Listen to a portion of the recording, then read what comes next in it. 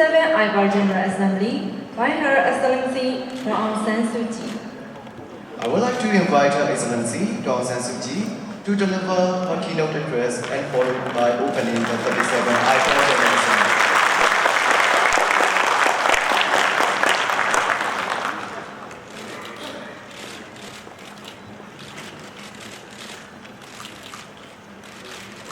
Honorable President of the Parliamentary Assembly, Honorable Speaker, Parliamentarians, Secretary General of ASEAN, ladies and gentlemen. Thank you for giving me this opportunity to speak today at the opening of the 37th ASEAN Parliamentary Assembly. Myanmar is honored to be able to host this year's assembly under the presidency of Speaker Umar. On behalf of the government of Myanmar, I would like to thank all of you for being here and express appreciation to the ASEAN leaders for their kind messages of support.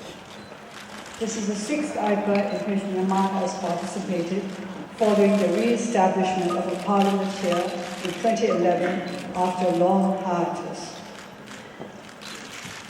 In 1948, when Burma became independent, we established a parliamentary democracy.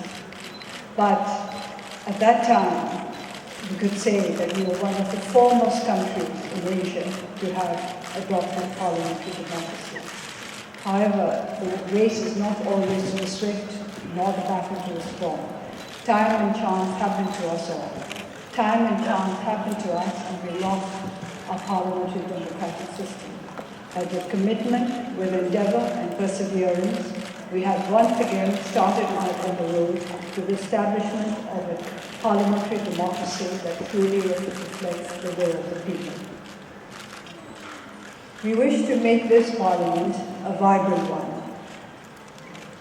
The theme of this year's assembly is Vibrant IPA for a Progressive ASEAN Community is MOSAN. I'm confident that the delegates here in this room will more than do justice to this theme. In my experience, parliamentarians across the world, even when divided by party or ideology, are united by a remarkable vibrancy of spirit, perhaps sometimes a little bit too vibrant.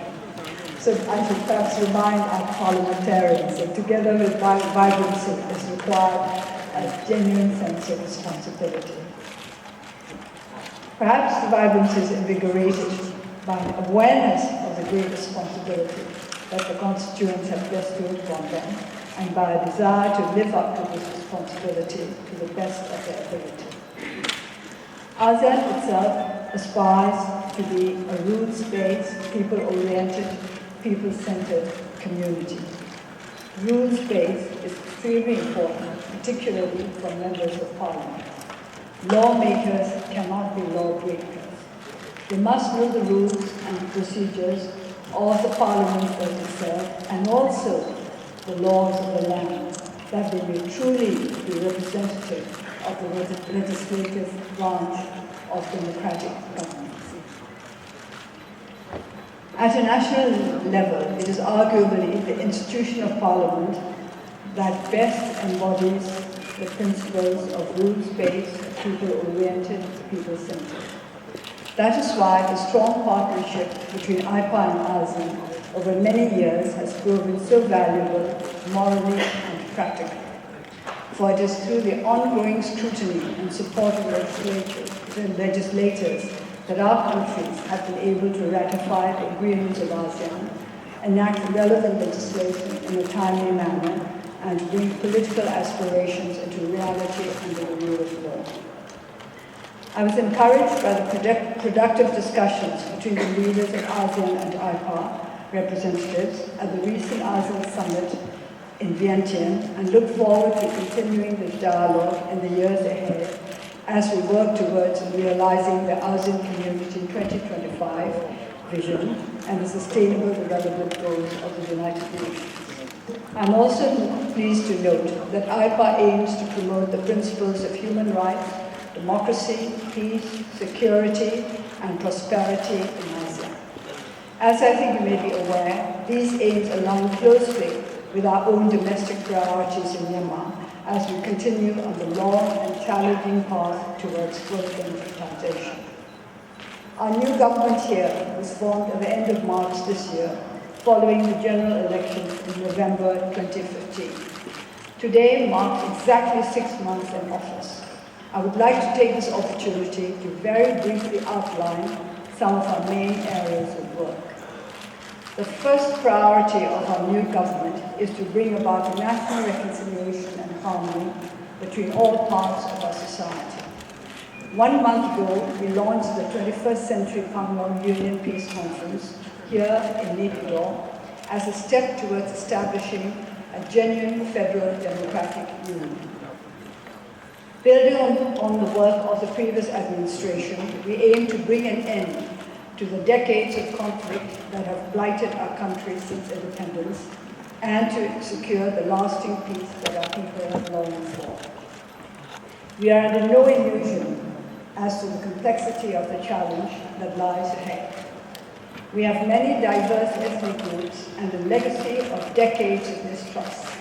Yet, through political negotiations held in the spirit of cooperation and compromise, I believe that we can realize the collective aspiration of our people for a peaceful, secure, and prosperous future. We are also striving to bring harmony and understanding between the different communities in Rakhine State. The situation in Rakhine is complex and is a subject of close attention and concern outside our borders, in the ASEAN region and beyond. Since forming the new government, we have taken measures to begin to address these challenges. I chair the Central Committee for the Implementation of Peace, Stability and Development in Rakhine, overseeing the task of ensuring stability and rule of law, scrutinizing immigration and verifying citizenship, and implementing socio-economic development. We have also formed an advisory commission chaired by Dr. Kofi Annan to help us to identify and address comprehensively these challenges. We are working to build understanding, harmony, and trust between communities while standing firm against prejudice, intolerance, and extremism. In doing so, we ask for the constructive support of our regional neighbors. Progress in every field will not be possible overnight, but we are determined to persevere and to bring about positive change in Rakhine State, as in other areas of our country affected by conflict. We are also striving to bring about sustainable economic development for the benefit of all people in Myanmar. Our country is fortunate to be endowed with various natural resources, a young population eager to learn, and a location between the largest markets of the world. Yet, for reasons of history, our country has never realized its economic potential. Today, through the hard work of our government and people, and the support and collaboration of our friends in this region, we have an unprecedented opportunity to build a better future. We have launched an economic policy that aims to support national reconciliation, alleviate poverty, develop much-needed infrastructure, encourage responsible foreign investment and job creation. We will seek to learn from what has worked well in our own countries as we pursue this approach. The economic development of Myanmar will, I believe, support the growing prosperity of our region as a whole and contribute to the future success of the ASEAN community. At the same time, we are pursuing our international obligations in line with our intention to be a responsible and active member of the world community. Myanmar has recently ratified the UN Nuclear Comprehensive Test Ban Treaty. We are currently concluding domestic procedures to enable the ratification of the ASEAN Agreement on Privileges and Immunities, the Protocol to the ASEAN Charter on Dispute Settlement Mechanisms, and the ASEAN Convention Against Trafficking in Persons, especially women and children. In doing so, the constructive and active cooperation between our executive and our legislature has been invaluable.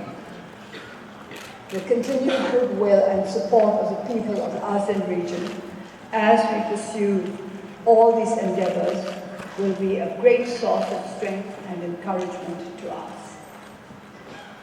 Today, our world is more connected than ever, and no country or people can or should stand alone. The opportunities and challenges that we face cannot be realized or overcome without international cooperation. And this cooperation must be across all the pillars of government, executive, judicial, and of course, legislative. IPA, therefore, has a very important role to play. The breadth of subjects on the Assembly's agenda for the coming days stands testament to this. Among the matters we will be discussing are strengthening cybersecurity, protecting marine resources, mitigating the impacts of climate change, supporting SMEs, defending against the Zika virus. All these are issues that affect our citizens directly and where we have a duty to work together in a spirit of democratic collaboration to find effective and progressive solutions. Before I conclude, may I draw again on my closing remarks from the United Nations General Assembly, which I had the privilege of attending last week. Myanmar has known too well the cost of conflict and strife. We have seen how anger, greed, fear, and ignorance can corrupt human nature and corrupt a human community as a whole.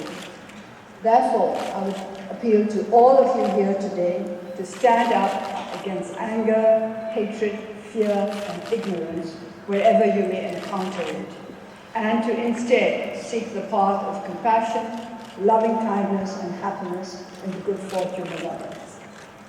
I would like to see the ASEAN community stand as an example to other communities around the world. A community where giving is truly more valued than receiving, and which places fundamental human rights and human dignity at the heart of all policies and actions. And may I remind all legislatures that there is no honor greater than that to be an elected representative of the people, to discharge our responsibilities to them, to stand for them against the challenges of our world, and to be able to say at the end of our term in office that we have truly done our duty by our people and by ourselves.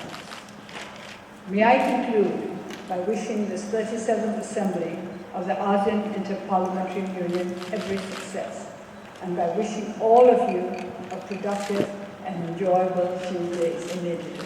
Enjoyable, I hope. Thank you.